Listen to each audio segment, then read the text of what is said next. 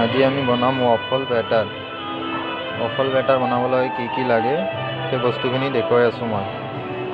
প্ৰথমতে ল'ব ময়দা 1 কেজি, তাৰপিছত গাখীৰ ল'ব 1 লিটাৰ, তাৰপিছত 200 গ্ৰাম চেনি, তাৰপিছত আমুল বাটাৰ 200 গ্ৰাম, তাৰপিছত বেকিং পাউডাৰ 50 গ্ৰাম, তাৰপিছত ভেনিলা এছেঞ্চ। এতিয়া বাটাৰখিনি মাইক্ৰত মেল্ট কৰিম। 30 ছেকেণ্ড হৈ গ'ল। এতিয়া মাইক্ৰৰ পৰা ওলাই দিম। গাখীৰৰ লগত মিক্স কৰি দিলোঁ।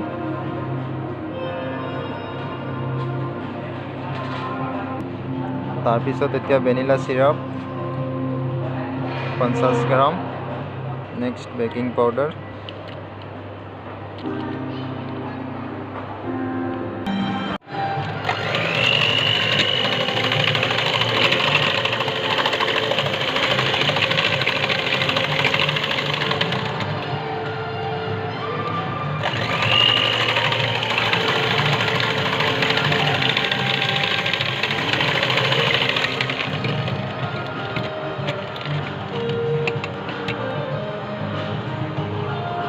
এতিয়া বাকীখিনি মিক্স কৰি দিলোঁ। গাখীৰ, বাটাৰ, ভেনিলা, চুগাৰ।